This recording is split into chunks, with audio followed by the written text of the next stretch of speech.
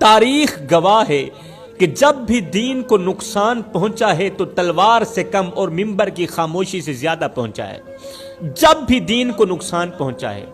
آج کے دور میں سب سے بڑا فتنہ وہ عالم نہیں جو جاہل ہو، بلکہ وہ عالم ہے جو جانتا سب کچھ ہو مگر بولتا کچھ بھی نہ ہو، جو حق کو پہچانتا ہو مگر طاقت کے ایوانوں کے سامنے اس کی زبان لڑکھڑا جاتی ہو، جو قرآن پڑھتا ہو مگر قرآن کی جرت اپنے اندر نہ لاتا ہو۔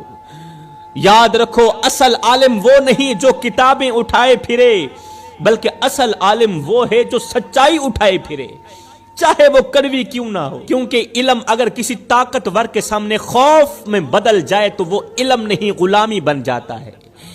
میرے نبی نے حق بولنے کو افضل جہاد فرمایا، افضل جہاد فرمایا حق بولنے کو۔ وہ کیوں؟ اس لیے کہ حق بولنا سب سے مشکل کام ہے۔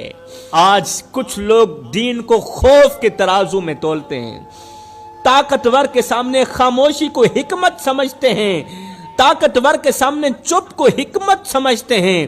تاریخ میں نام آج بھی انہی کا زندہ ہے جنہوں نے کوڑے کھائے مگر کلمہ نہیں بیچا، جنہوں نے قید کاٹی مگر فتویٰ نہیں بدلا، جنہوں نے تخت کے سامنے سر نہیں جھکایا، طاقتوں کے سامنے پیشانی نہیں جھکائی، بلکہ تخت کو شیشہ دکھایا ہے، کیونکہ دین طاقت سے نہیں کردار سے زندہ ہوتا ہے۔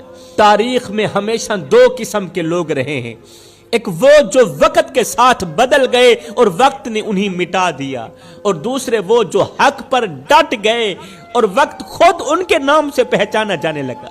جو حق پر ڈٹ گئے پھر وقت خود انہی کے نام سے پہچانا جانے لگا۔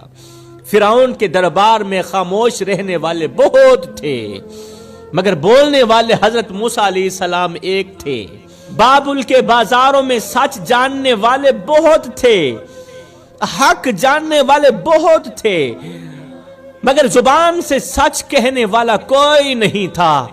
قید اور سولی کے خوف میں سب جھک گئے، سب نے گردنیں سر جھکا لیے قید اور سولی کے خوف میں، مگر حضرت یوسف علیہ السلام ایک تھے جنہوں نے جیل تو قبول کی مگر گناہ قبول نہ کیا۔